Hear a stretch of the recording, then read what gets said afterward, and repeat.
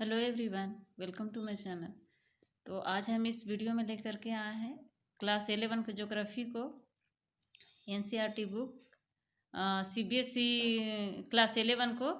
और इसमें चैप्टर है वायुमंडल का संगठन एवं संरचना। तो वायुमंडल के संगठन एवं संरचना से महत्वपूर्ण क्वेश्चन को लेकर के आए हैं, जिसमें आज का पहला क्वेश्चन है, कौन सी गैस हमें सूर्य से आने वाली हानिकारक पराबैंगनी किरण से बचाती है।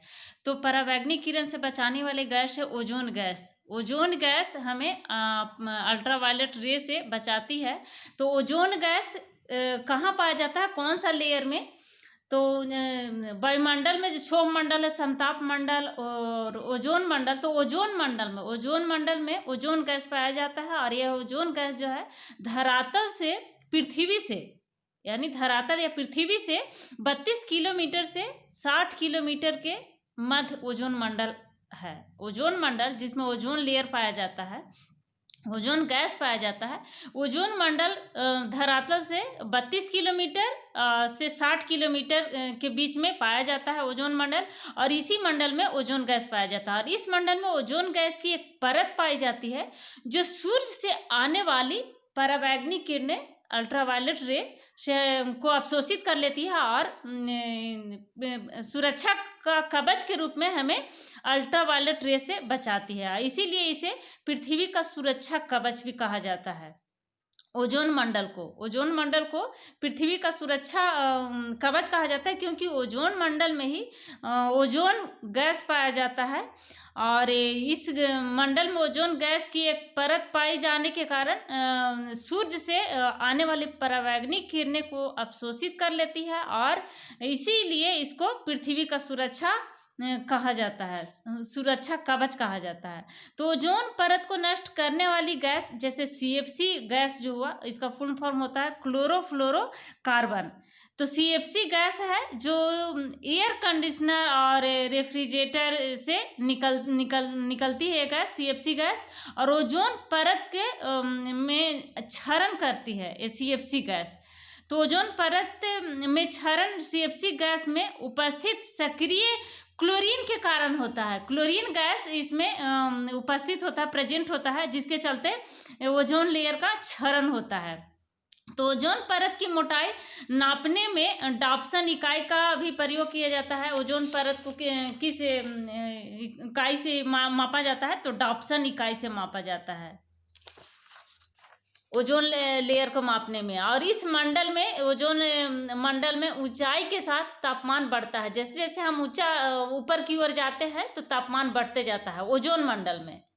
प्रति 1 किलोमीटर पर, जैसे ही 1 किलोमीटर की ऊंचाई पर पहुंचते हैं, तापमान में 5 डिग्री सेंटीग्रेड की वृद्धि हो जाती है। 1 किलोमीटर ऊंचा जाने पर 5 डिग्री सेंटीग्रेड की तापमान में वृद्धि हो जाती है। तो ओजोन मंडल में जैसे जैसे हम ऊपर की ओर बढ़ते हैं, ऊंचाई पे जाते हैं, तापमान में वृद्धि होती जाती है। पर किलोमीटर में 5 डिग्री सेंटीग्रेड की वृद्धि हो जाती है, तापमान में वृद्धि हो जाती है। तो एक क्वेश्चन था कि कौन सी गैसें हमें सूर्य से आने वाली हानिकारक पराबैंगनी किरणें से बचाती है? तो ओजोन गैस है, O3 इसका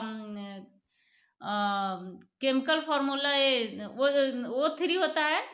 इसका रासायनिक केमिकल फॉर्मूला इसको बोलेंगे, हाँ, O3 ओजोन का। तो ओजोन लेयर जो है पराबैंगनी किरण से हमें बचाती है। नेक्स्ट क्वेश्चन है, वायुमंडल की कौन सी परत मानव जीवन के लिए सबसे अधिक महत्वपूर्ण है? तो वायुमंडल में जो परत होता है, क्षोभ मंडल, समताप मंडल, ओजोन मंडल, आयन मंडल, वाही मंडल, मध्य मंडल, तो ये जो है क्षोभ मंडल सबसे अधिक महत्वपूर्ण होता है मानव जीवन के लिए। वायुमंडल में जो परत होता है क्षोभ मंडल का, तो क्षोभ मंडल वाला परत मानव जीवन के लिए सबसे महत्वपूर्ण होता है। तो क्षोभ मंडल जो है कितना लेयर तक है पृथ्वी से, धरातल से? तो यह वायुमंडल का सबसे नीची वाला परत, सबसे निचला परत होता है क्षोभ मंडल। ट्रोपोस्फीयर जिसको कहा जाता है क्षोभ मंडल को। तो ये सबसे निचला वाला लेयर होता है, सबसे निचला वाला परत होता है क्षोभ मंडल। और इसकी ऊंचाई ध्रुवों पर, पोल पर 8 किलोमीटर होता है, और विषुवत रेखा पर, इक्वेटर पर लगभग 18 किलोमीटर होता है क्षोभ मंडल का ऊंचाई। ऊंचाई या मोटाई कुछ भी बोल सकते हैं। क्षोभ मंडल में तापमान की गिरावट की दर प्रति 165 किलोमीटर की ऊंचाई पर 1 डिग्री सेंटीग्रेड होता है, या फिर 1 किलोमीटर की ऊंचाई पर 6.4 डिग्री सेंटीग्रेड हो जाता है। क्षोभ मंडल में तापमान का गिरावट, जैसे जैसे हम क्षोभ मंडल में ऊपर जाएंगे तापमान गिरते जाता है, तापमान में कमी आते जाता है। 165 मीटर की ऊंचाई पर अगर हम जाते हैं तो 1 डिग्री सेंटीग्रेड में कमी आ जाता है, 1 डिग्री सेंटीग्रेड का तापमान गिर जाता है, कम हो जाता है। और सभी मुख्य वायुमंडलीय घटनाएं जैसे बादल, आंधी, वर्षा, ये सब सारी घटनाएं क्षोभ मंडल में ही होती है। और इस मंडल को, जैसे क्षोभ मंडल को संवहन मंडल भी कहा जाता है, क्षोभ मंडल को, क्योंकि संवहन धाराएं इसी मंडल की सीमा तक सीमित होती है। क्षोभ मंडल तक की सीमा तक ही संवहन धाराएं सीमित होती है। और इस मंडल को अधोमंडल भी कहते हैं, क्षोभ मंडल को अधोमंडल भी कहा जाता है। तो क्षोभ मंडल मानव जीवन के लिए सबसे महत्वपूर्ण मंडल होता है। नेक्स्ट क्वेश्चन है कि वायुमंडल की कौन सी गैस जीवन के लिए सबसे अधिक महत्वपूर्ण होता है? तो ऑक्सीजन गैस, जो 21% वायुमंडल में पाया जाता है, तो ऑक्सीजन गैस सबसे महत्वपूर्ण होता है। वायुमंडल में ऑक्सीजन जो है मानव जीवन के लिए सबसे महत्वपूर्ण गैस होता है, ऑक्सीजन। तो ऑक्सीजन कितना पाया जाता है वायुमंडल में? तो 21% ऑक्सीजन पाया जाता है। और यह जो है, अगर ऑक्सीजन नहीं रहेगा तो आग भी नहीं जल पाएगा, हम लोग सांस भी नहीं ले पाएंगे। तो यह जो है ऑक्सीजन अन्य पदार्थ के साथ मिलकर जलने का काम करती है ऑक्सीजन। और ऑक्सीजन के अभाव में हम ईंधन भी नहीं जला सकते। और ऑक्सीजन क्या है? ऑक्सीजन ऊर्जा का मुख्य स्रोत है। यह गैस वायुमंडल में 64 किलोमीटर की ऊंचाई तक फैली हुई है। ऑक्सीजन गैस 64 किलोमीटर तक ऑक्सीजन गैस मिलता है, फैला हुआ है। परंतु 16 किलोमीटर से ऊपर जाकर इसकी मात्रा बहुत कम होती जाती है। जैसे ही हम 16 किलोमीटर से ऊपर जाएंगे तो ऑक्सीजन की मात्रा कम होती जाती है। ऐसे तो 64 किलोमीटर तक ऑक्सीजन पाई जाती है, लेकिन 16 किलोमीटर से ऊपर जाने के बाद ऑक्सीजन की मात्रा कमते जाता है। तो वायुमंडल की सबसे गैस जो है जीवन के लिए सबसे महत्वपूर्ण गैस ऑक्सीजन गैस है। नेक्स्ट क्वेश्चन है, तापमान की समान ह्रास दर किसे कहते हैं? तो क्षोभ मंडल में 165 मीटर की ऊंचाई पर 1 डिग्री सेल्सियस तापमान गिर जाता है, जैसे आपको ऊपर अभी हमने बताया। तो जैसे जैसे हम क्षोभ मंडल में ऊपर की ओर जाते हैं तो उसका तापमान गिरते जाता है। तो क्षोभ मंडल में 165 मीटर की ऊंचाई पर 1 डिग्री सेल्सियस तापमान गिर जाता है। इसे तापमान की समान ह्रास दर, इसी को कहा जाता है। नेक्स्ट क्वेश्चन है कि आयन मंडल मानव के लिए किस तरह उपयोगी है? तो इस मंडल में विद्युत आवेशित आयन कण पाए जाते हैं, जिसके कारण पृथ्वी से भेजी गई रेडियो तरंगों का हम पुनः प्राप्त कर पाते हैं और यहाँ दूर संचार प्रणाली संभव हो पाती है आयन मंडल में है। तो इसकी ऊंचाई, आयन मंडल की ऊंचाई है लगभग 60 किलोमीटर से 640 किलोमीटर तक। 60 किलोमीटर से 640 किलोमीटर तक आयन मंडल की ऊंचाई होती है। और यह भाग कम वायुदाब तथा पराबैंगनी किरणों द्वारा आयनीकृत होता रहता है।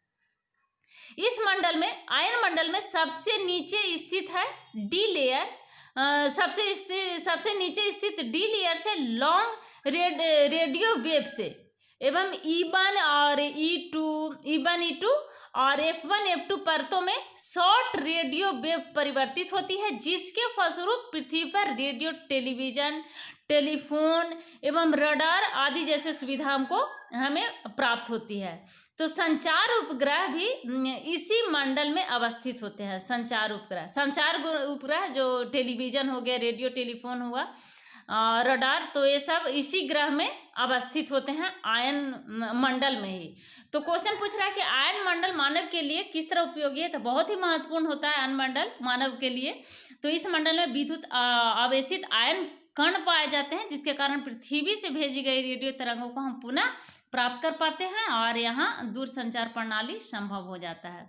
नेक्स्ट क्वेश्चन है कि वायुमंडल में उपस्थित वह कौन सी गैस है जो रासायनिक प्रक्रिया में भाग नहीं लेती है? तो रासायनिक प्रक्रिया में भाग नहीं लेने वाली गैस है क्रिप्टन, नियोन और आर्गन। ये निष्क्रिय गैस होते हैं, इसलिए क्रिप्टन, नियोन और आर्गन ये सब गैसें जो है रासायनिक प्रक्रिया में भाग नहीं लेती है, जो वायुमंडल में उपस्थित होती है।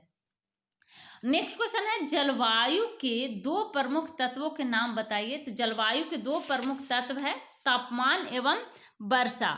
तो तापमान और वर्षा जलवायु के 2 प्रमुख महत्वपूर्ण तत्व है, तापमान एवं वर्षा। तो जलवायु है क्या, थोड़ा सा जलवायु के बारे में जान लीजिए, क्योंकि जलवायु पर यहाँ क्वेश्चन पूछ दिया है कि जलवायु के 2 प्रमुख तत्वों के नाम बताइए। तो जलवायु के बारे में थोड़ा सा जानकारी हम देते हैं कि वायुमंडल में जलवायु जो है, वायुमंडल में जलवाष्प सबसे अधिक परिवर्तनशील तथा असमान वितरण वाली गैस है, और वायुमंडल में संपूर्ण जलवाष्प का 90% भाग, संपूर्ण जलवाष्प का 90% भाग 8 किलोमीटर की ऊंचाई तक सीमित है। और इसके संघनन होने के कारण बादल, वर्षा, कोहरा, ओस, तुहार, हिम, ये सब जितने भी हैं सभी का निर्माण होता है। अब विभिन्न प्रकार के तूफानों को जलवाष्प से ही ऊर्जा प्राप्त होती है, और जलवाष्प सूर्य से आने वाले सूर्य ताप के कुछ भाग को अवशोषित कर लेता है तथा पृथ्वी द्वारा विकिरित ऊष्मा को संजोए रखता है। तो इस प्रकार यह एक कंबल का काम करता है, जिससे पृथ्वी न तो अत्यधिक गर्म होती है और न ही अत्यधिक ठंडी हो सकती है। तो यही है जलवायु। तो जलवायु के 2 प्रमुख तत्व है तापमान एवं वर्षा। नेक्स्ट क्वेश्चन है कि ऑक्सीजन एवं कार्बन डाइऑक्साइड गैसें वायुमंडल में कितनी ऊंचाई तक पाई जाती है? ऑक्सीजन और कार्बन डाइऑक्साइड गैस। तो ऑक्सीजन के अभी हमने बताया था कि ऑक्सीजन जो है वायुमंडल में 64 किलोमीटर की ऊंचाई तक फैली हुई है, और ऐसे 16 किलोमीटर से ऊपर जाते हैं तो धीरे धीरे ऑक्सीजन की मात्रा कम होते जाता है, कम मिलता है, लेकिन 64 किलोमीटर तक ऑक्सीजन पाया जाता है वायुमंडल में। और कार्बन डाइऑक्साइड का विस्तार है 32 किलोमीटर, 32 किलोमीटर की ऊंचाई तक है कार्बन डाइऑक्साइड की ऊंचाई, और यह सबसे भारी गैस होता है कार्बन डाइऑक्साइड, और इस कारण यह सबसे निचली परत में ही मिलती है। सबसे निचली परत कौन सा है? क्षोभ मंडल है, और इसी में कार्बन डाइऑक्साइड मिलता है। 32 किलोमीटर की ऊंचाई तक ये पाया जाता है कार्बन डाइऑक्साइड। यह गैस सूर्य से आने वाली विकिरण के लिए पारगम्य तथा पृथ्वी से परिवर्तित होने वाले विकिरण के लिए अपरागम्य है। अतः यह कांच घर या पौधा घर प्रभाव के लिए, ग्रीन हाउस जिसको बोलते हैं, पौधा घर यानी ग्रीन हाउस प्रभाव के लिए उत्तरदायी है, और वायुमंडल के निचले परत को गर्म करती है कार्बन डाइऑक्साइड गैस। तो कार्बन डाइऑक्साइड गैस वायुमंडल में 32 किलोमीटर तक, और ऑक्सीजन वायुमंडल में 64 किलोमीटर तक पाया जाता है। तो कार्बन डाइऑक्साइड 90 किलोमीटर की ऊंचाई तक, और ऑक्सीजन लगभग 120 किलोमीटर की ऊंचाई तक पाई जाती है। ऐसे 32 किलोमीटर की ऊंचाई तक बहुत ज़्यादा मात्रा में मिलता है, लेकिन ये पाया जाता है 90 किलोमीटर की ऊंचाई तक कार्बन डाइऑक्साइड। यह एनसीईआरटी बुक का में दिया हुआ है 90 किलोमीटर की ऊंचाई, 90 किलोमीटर तक, और ऑक्सीजन जो है 120 किलोमीटर तक। ऐसे ऑक्सीजन 64 किलोमीटर तक मिलता है, लेकिन थोड़ा थोड़ा ऑक्सीजन जो है बहुत कम मात्रा में 120 किलोमीटर तक पाया जाता है, बहुत ही कम मात्रा में मिलता है ऊपर जा करके। उसी तरह से कार्बन डाइऑक्साइड भी 32 किलोमीटर तक ज़्यादा मात्रा में, लेकिन 90 किलो उधर ऊपर अगर 32 किलोमीटर से ऊपर जैसे ही हम जाएंगे कार्बन डाइऑक्साइड की मात्रा कम होते जाती है, क्योंकि ये भारी गैस है, भारी गैस के कारण निचले परत में ही पाया जाता है। तो 90 किलोमीटर तक पाया जाता है, जो बहुत 32 किलोमीटर तक ही कार्बन डाइऑक्साइड ज़्यादा देखने को मिलता है, और ऊपर जाने से बहुत कम मात्रा में मिलता है। तो 90 किलोमीटर तक बहुत ही कम मात्रा में कार्बन डाइऑक्साइड मिलता है। नेक्स्ट क्वेश्चन है कि वायु यातायात के लिए वायुमंडल की कौन सी परत सर्वाधिक उपयुक्त है? तो समताप मंडल सबसे महत्वपूर्ण होता है, सर्वाधिक उपयुक्त है यातायात के लिए समताप मंडल। तो समताप मंडल जो है 18 से 32 किलोमीटर की ऊंचाई तक पाया जाता है समताप मंडल, और इसमें ताप समान रहता है समताप मंडल में, तो समताप मंडल की मोटाई ध्रुवों पर सबसे अधिक होती है, ध्रुव पर, पोल पर सबसे अधिक होता है। कभी कभी विषुवत रेखा पर इसका लोप हो जाता है, तो विषुवत रेखा पर सबसे कम माना जाएगा, यानी विषुवत रेखा पर सबसे कम होता है, और ध्रुव पर, पोल पर सबसे अधिक, और इक्वेटर पर सबसे कम। कभी कभी लोप भी हो जाता है। तो इसमें मौसमी घटनाएं जैसे आंधी, बादल की गरज, बिजली कड़क, धूल कण और जलवाष्प आदि कुछ नहीं होती है समताप मंडल में। इसीलिए ये यातायात के लिए अच्छा होता है, सर्वाधिक उपयुक्त होता है। तो इस मंडल में वायुयान उड़ाने की आदर्श दशा पाई जाती है। कभी कभी इस मंडल में विशेष प्रकार के मेघों का निर्माण होता है, कभी कभी देखने को मिलता है, जिन्हें भूलाभ मेघ कहा जाता है। तो कौन सी गैस, नेक्स्ट क्वेश्चन है कि कौन सी गैस सौर विकिरण को पृथ्वी की सतह तक तो आने देती है किंतु पार्थिव विकिरण को रोक लेती है। तो कार्बन डाइऑक्साइड जो है पृथ्वी की सतह तक जो है गैस को आने, विकिरण को पृथ्वी की सतह तक आने देती है, तो कार्बन डाइऑक्साइड हो गया पार्थिव विकिरण को रोकने वाला गैस। तो पार्थिव विकिरण है क्या, उसके बारे में जानते हैं। तो पार्थिव विकिरण दिन के दौरान आने वाली सौर किरणों के कारण पृथ्वी गर्म हो जाती है, जिसे पृथ्वीकरण कहा जाता है, और रात में यह गर्मी पृथ्वी के सतहों से वापस अंतरिक्ष में परिवर्तित हो जाती है। तो अंतरिक्ष में दिन के गर्मी का प्रतिबिंब की इस घटना को पार्थिव विकिरण कहा जाता है। नेक्स्ट क्वेश्चन है कि वायुमंडल में सबसे अधिक मात्रा में उपस्थित दो गैसें कौन सी है, उनकी मात्रा प्रतिशत भी लिखिए। तो दो गैसी वायुमंडल में सबसे अधिक मात्रा में, तो नाइट्रोजन सबसे ज्यादा पाया जाता है 78.8%, 78% मानिए, 78.8 भी एनसीईआरटी में बुक में दिया हुआ है 78.8, तो 78% कम से कम याद रखिए। तो नाइट्रोजन कितना पाया जाता है 78.8, और ऑक्सीजन 20.95 यानी 21%। और तो वायुमंडल में सबसे अधिक मात्रा में उपस्थित दो गैसें हैं नाइट्रोजन और ऑक्सीजन, दो गैसें जो सबसे अधिक वायुमंडल में पाया जाता है, नाइट्रोजन 78%, ऑक्सीजन 21%। नेक्स्ट क्वेश्चन है कि क्षोभ सीमा में हवा का तापमान कितना होता है। क्षोभ सीमा, तो क्षोभ सीमा में हवा का तापमान, क्षोभ सीमा यानी क्षोभ मंडल जिसको बोलते हैं, तो क्षोभ सीमा में हवा का तापमान कितना होता है। तो विषुवत वृत्त के ऊपर 80 डिग्री सेल्सियस तथा विषुवत वृत्त के ऊपर, क्वेश्चन पूछ रहा है क्षोभ सीमा में हवा का तापमान कितना होता है। तो विषुवत वृत्त के ऊपर -80 डिग्री सेल्सियस और ध्रुवों पर -45 डिग्री सेल्सियस पाया जाता है। नेक्स्ट क्वेश्चन है कि आयन किसे कहते हैं। तो आयन मंडल में उपस्थित गैस के कण विद्युत आवेशित होते हैं, ऐसे विद्युत आवेश युक्त कणों को आयन कहा जाता है। अब है 3 अंकों वाले प्रश्न इसी चैप्टर से, जिसमें पहला क्वेश्चन है कि वायुमंडल में ऑक्सीजन, नाइट्रोजन तथा कार्बन डाइऑक्साइड का क्या महत्व है। तो वायुमंडल में अनेक महत्वपूर्ण गैसें पाई जाती है, ऑक्सीजन, नाइट्रोजन और कार्बन डाइऑक्साइड के अलावा अनेक महत्वपूर्ण गैस पाई जाती है। तो सबसे महत्वपूर्ण गैस जो हुआ ऑक्सीजन, नाइट्रोजन और कार्बन डाइऑक्साइड है, महत्वपूर्ण गैसों में सबसे महत्वपूर्ण है। तो पहला है कि ऑक्सीजन, ऑक्सीजन को हम लेते हैं कि यह जीवनदायिनी गैस है। ऑक्सीजन क्या है, जो 21% वायुमंडल में पाया जाता है, जीवनदायिनी गैस है। इसके बिना ना तो हम सांस ले सकेंगे और न ही आग जल पाएगा, ईंधन का रूप, ईंधन न ही जल पाएगा। तो ऑक्सीजन सबसे महत्वपूर्ण है जीवनदायिनी के लिए, क्योंकि इसके बिना ऑक्सीजन के बिना नहीं तो हम सांस ले सकते हैं और अन्य पदार्थों के साथ मिलकर यह जलने का काम करती है। तो ऑक्सीजन अन्य पदार्थों के साथ मिलकर के जलने का काम करती है, तो ईंधन के रूप में भी इसको हम उपयोग में लाते हैं। नेक्स्ट क्वेश्चन है कि नाइट्रोजन, नेक्स्ट पॉइंट है नेक्स्ट गैस है नाइट्रोजन। तो वायुमंडल में नाइट्रोजन की उपस्थिति के कारण ही वायुदाब, पवनों की शक्ति तथा प्रवर्तन का आभास होता है।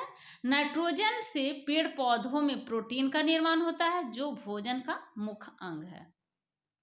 और तीसरा गैस है कार्बन डाइऑक्साइड। यह सबसे भारी गैस है और इस कारण यह सबसे निचली परत में ही मिलता है, क्योंकि भारी होता है। यह गैस पेड़ पौधों के लिए आवश्यक है और यह एक ग्रीन हाउस गैस है। कार्बन डाइऑक्साइड क्या है, ग्रीन हाउस गैस है, पेड़ पौधों के लिए आवश्यक होता है। पेड़ पौधे श्वास के रूप में कार्बन डाइऑक्साइड को लेते हैं, ऑक्सीजन छोड़ते हैं, और हम ऑक्सीजन लेते हैं और कार्बन डाइऑक्साइड को छोड़ते हैं। नेक्स्ट क्वेश्चन है, क्षोभ मंडल को जीवनदायिनी परत क्यों कहा जाता है? क्षोभ मंडल को, तो क्योंकि क्षोभ मंडल को जीवनदायिनी परत इसलिए कहा जाता है क्योंकि जीवित रहने के लिए समस्त अनुकूल दशाएं, जितने भी अनुकूल दशाएं जीवन के लिए चाहिए, वे सभी दशाएं इसी परत में होती है, क्षोभ मंडल में है। इसके अलावा वायु का चलना, वर्षा का होना, बिजली चमकना, बादलों का बनना आदि मौसम संबंधी समस्त घटनाएं इसी परत में होती है, इसलिए क्षोभ मंडल को जीवनदायिनी परत कहा जाता है। नेक्स्ट क्वेश्चन है कि वायुमंडल में धूल के कणों का क्या महत्व है? तो वायुमंडल में वायु की गति के कारण सूक्ष्म धूल कण उड़ते रहते हैं। ये धूल कण विभिन्न स्रोतों से प्राप्त होते हैं। इसमें सूक्ष्म मिट्टी, धूल, समुद्री नमक, धुएं की कालिख, राख तथा उल्कापात के कण सम्मिलित है, और ये धूल कण हमारे जीवन के लिए बहुत उपयोगी होते हैं। इसमें अधिकांश आर्द्रताग्राही केंद्र बन जाते हैं, जिन पर वायुमंडलीय जलवाष्प का संघनन होता है, और इस प्रक्रिया से बादल बनते हैं और वर्षा होती है। धूल कण सूर्य ताप को रोकने तथा उसे परिवर्तित करने का कार्य भी करते हैं। ये सूर्योदय तथा सूर्यास्त के समय आकाश में लाल तथा नारंगी रंग की छटाओं का निर्माण करते हैं। नेक्स्ट क्वेश्चन है कि क्षोभ मंडल को वायुमंडल की सबसे महत्वपूर्ण परत क्यों माना जाता है? तो क्षोभ मंडल को वायुमंडल की सबसे निचली परत, क्षोभ मंडल जो है वायुमंडल की सबसे निचली परत होता है। इसकी औसत ऊंचाई 13 किलोमीटर है। इसकी ऊंचाई भूमध्य रेखा पर 18 किलोमीटर तथा ध्रुवों पर 8 किलोमीटर है। इक्वेटर पर 18 और पोल पे 8 किलोमीटर। तो भूमध्य रेखा पर क्षोभ मंडल की ऊंचाई अधिक होने का कारण वहां पर चलने वाली संवहन धाराएं जो ऊष्मा को पर्याप्त ऊंचाई तक ले जाती है, और यही कारण है कि किसी भी अक्षांश एवं क्षोभ मंडल की ऊंचाई शीत ऋतु की अपेक्षा ग्रीष्म ऋतु में अधिक होती है। तो इसे संवहन क्षेत्र भी कहते हैं। क्षोभ मंडल की निम्नलिखित विशेषताएं हैं। पहला है, क्षोभ मंडल में मौसम संबंधी सभी घटनाएं जैसे बादल बनना, वर्षा, संघनन आदि घटित होती है। और दूसरा है कि यह परत सबसे सघन परत होता है, क्षोभ मंडल। और तीसरा है कि यह परत में धूल कण तथा जलवाष्प सबसे अधिक मात्रा में होता है। नेक्स्ट क्वेश्चन है, मौसम तथा जलवायु में अंतर क्या है? तो मौसम तथा जलवायु में डिफरेंस को हम देखते हैं। पहले देखते हैं मौसम क्या है। तो तापमान, वर्षा, वायुदाब, आर्द्रता, वायु की दिशा एवं गति आदि सभी तत्वों का औसत छोटी समय अवधि यानी छोटे समय के लिए, कम समय के लिए तथा छोटे क्षेत्र के लिए ज्ञात करना मौसम कहलाता है। और जलवायु मौसम के तत्वों को औसत लंबी अवधि होती है, और लंबी अवधि तथा बड़े क्षेत्र के लिए ज्ञात करना जलवायु कहलाता है। छोटी अवधि और छोटे क्षेत्र के लिए ज्ञात करना मौसम कहलाता है, और बड़ी अवधि बड़े क्षेत्र के लिए जलवायु ज्ञात करना जलवायु कहलाता है। मौसम के तत्वों को औसत जो है लंबी समय और लंबा क्षेत्र को ज्ञात करना जलवायु कहलाता है।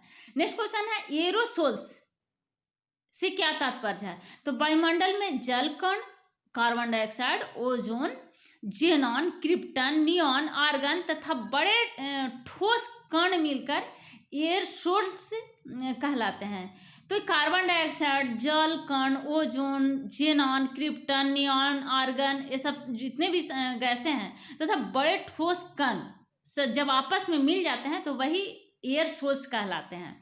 नेक्स्ट क्वेश्चन है कि वायुमंडल में संघटन की संक्षेप में व्याख्या करें। तो वायुमंडल मुख्यतः गैसों, जलवाष्प एवं धूल कणों से बना होता है। वायुमंडल में क्या होता है? गैस होता है, जलवाष्प होता है, धूल कण होता है। तो वायुमंडल गैस, जलवाष्प और धूल कण से बना होता है। तो गैस क्या है? तो वायुमंडल की गैसों का अधिकांश भाग जैसे नाइट्रोजन 78.8% तथा ऑक्सीजन 20.95% से युक्त है। इसके अतिरिक्त मुख्य गैसें कार्बन डाइऑक्साइड, आर्गन एवं ओजोन आदि है। सभी गैसों का महत्व है, और ये गैसें जिस निश्चित अनुपात में है वह बना रहना चाहिए।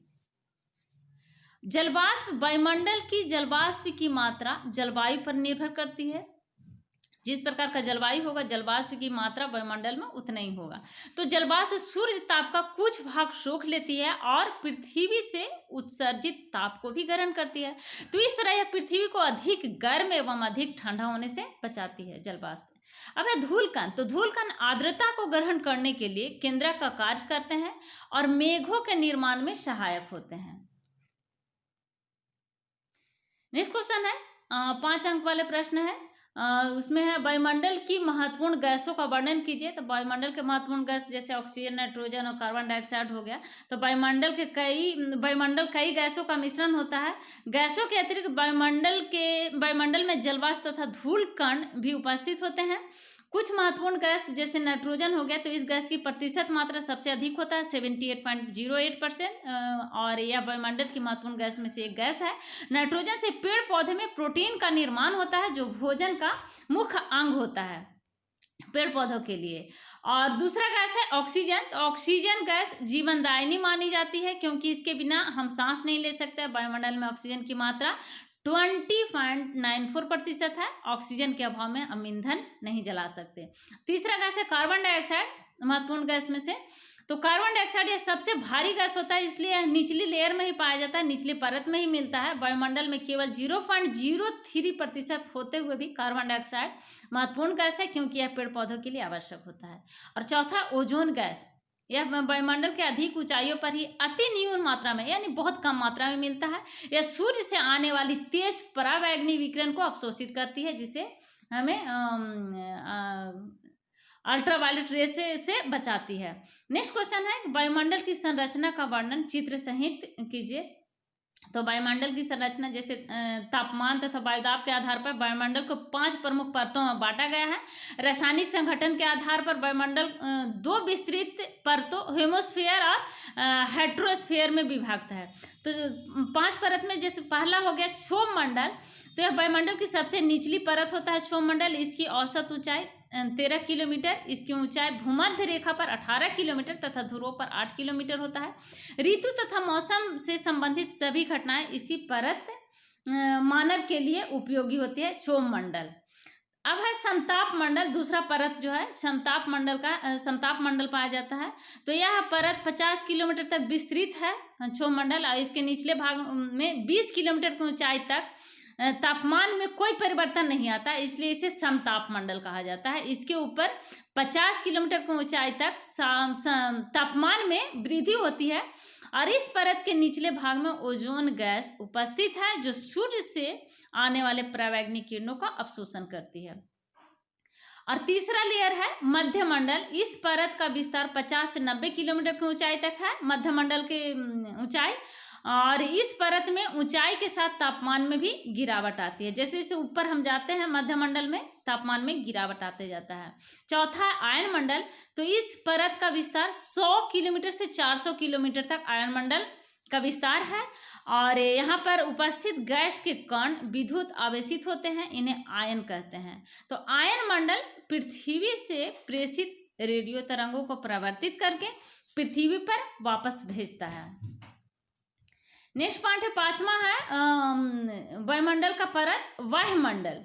तो आयन मंडल के ऊपर वायुमंडल की सबसे ऊपरी परत होता है वायुमंडल जिसको कहा जाता है सबसे ऊपरी परत को।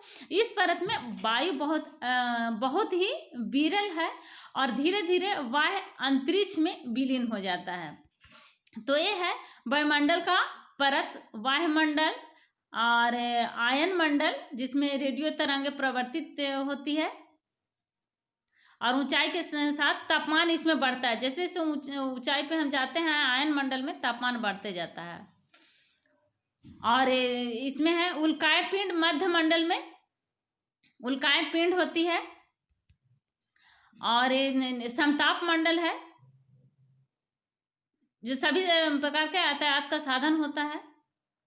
और क्षोभ मंडल सबसे निचली वाला परत, इसी में कार्बन डाइऑक्साइड गैस में मिलता है। नेक्स्ट है मौसम तथा जलवायु के। नेक्स्ट क्वेश्चन है मौसम तथा जलवायु के प्रमुख तत्व तथा प्रमुख जलवायु नियंत्रकों का वर्णन करें। तो मौसम तथा जलवायु के प्रमुख तत्व है तापमान, दाब तथा पवन, आर्द्रता तथा वर्षण। तो जलवायु के तत्व स्थान स्थान पर भिन्न भिन्न होते हैं।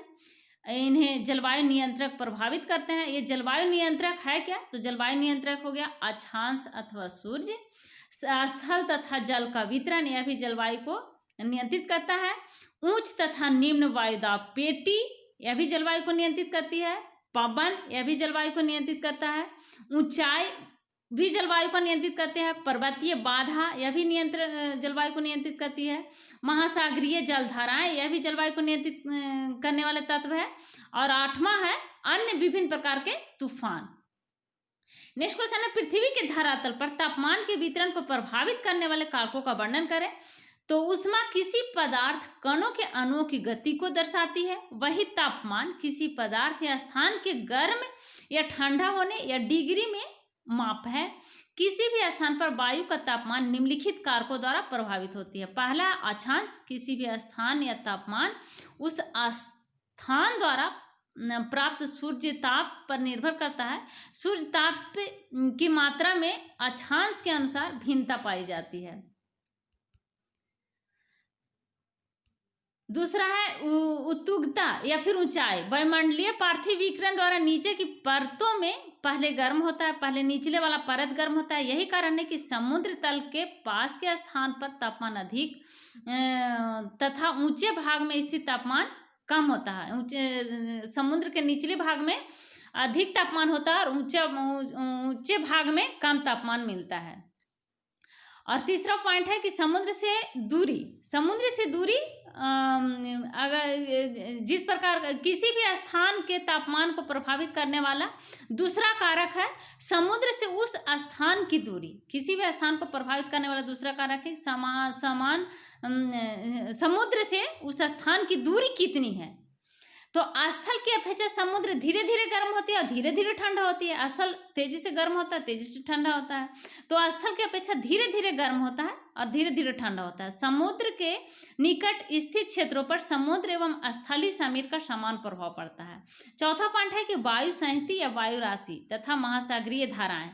तो वायु राशि भी तापमान को प्रभावित करती है। कोश वायु संहिता से प्रभावित होने वाले स्थानों का तापमान अधिक तथा वायु संहितियों से प्रभावित स्थानों का तापमान कम होता है। इसी प्रकार महासागरीय धाराओं का प्रभाव तापमान पर पड़ता है। तो ये थे वायुमंडल का संगठन तथा संरचना चैप्टर से महत्वपूर्ण क्वेश्चन। तो अगर अभी तक आपने मेरे चैनल को सब्सक्राइब नहीं किया है तो प्लीज़ मेरे चैनल को सब्सक्राइब करें, लाइक करें एंड शेयर करें। Thank you.